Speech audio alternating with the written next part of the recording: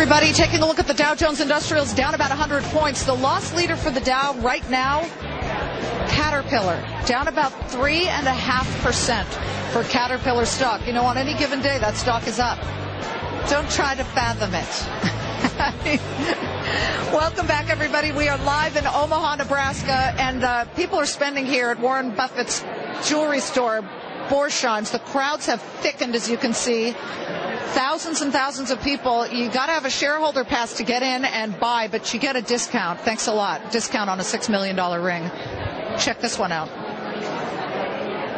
That's not $6 million, but trust me.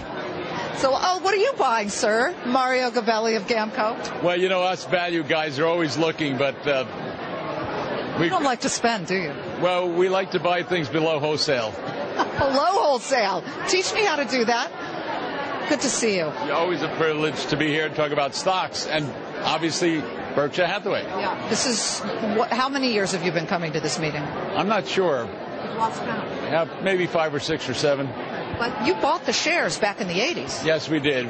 When we started 2 of our mutual funds, one of the first purchases was Berkshire Hathaway for both the Gabelli Asset Fund and the Gabelli Equity Trust, which was a closed-end fund, and we still own it. But weren't you tempted? I mean, this is now $115,000+ stock. You're not tempted to cash in and do what some people say, and that's take profits off the table? Well, Liz, we have a buy-hold strategy, and everything works, and we like the methodology of allocating of cash. The stock had a little pickup when it got included in the S&P index, and we also own some Burlington Northern, so we did sell the portion of the shares that we received on the Burlington Northern trade when the S&P did it. But Berkshire is a buy, and we're not adding to the position, but we like it. Were you supportive, annoyed, questioning when he split the stock, the B shares? We didn't think about it. We own the big, the big Berkshire shares. So. It is what it is. Do you like the Burlington Northern acquisition? It's expensive. Well, you know, from the point of view of us as investors looking at where are we putting money, we're looking at things that are the aging infrastructure and also improvement in activity where there's a economic value added. The trucks, for example, you sold 95,000 last year versus an average of 220,000. They're getting older. That's going to be a great pickup. Rails are doing quite well. So companies that sell or are involved in the rail industry, like a favorite of ours is GATX, stocks around $32. They have rail cars. If you sit at a siding, you'll see the tank cars. That's a very good business. Like also aging of the population and look at a lot of body parts. Just body parts, though. Mario, I've got to ask you about Goldman Sachs. It's a big story today.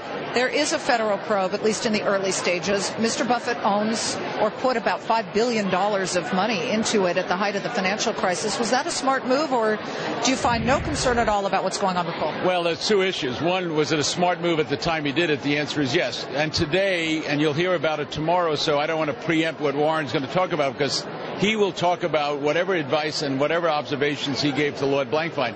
From the point of view of the regulators, how much of it is Powerball and how much is, digging into the facts, I'll let that play out in the world of inquiry.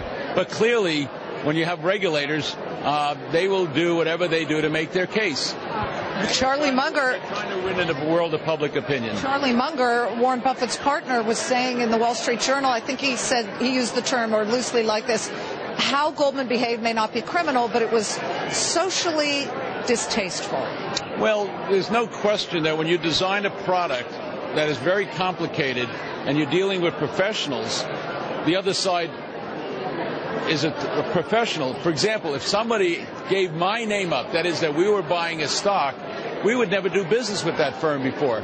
So if I were Paulson and Goldman gave my name up, I would be very upset about that. You don't want to tell the other side who's buying because they'll influence the market, and I don't like that. For example, Warren Buffett would be extraordinarily upset if somebody said to them, hey, Buffett's buying this stock because it'll influence the market. But if Buffett doesn't really short, but if he were shorting, and then the person who was the intermediary then turned and said, hey, buy this, it's great stuff, to another organization, do you see any problem with that? I think it should not happen on Wall Street. Traders do not give up names of the counterparty, and if they do, they will be out of the street, and it doesn't make sense. Mario Gabelli of Gamco. So you're going to buy this butterfly purse?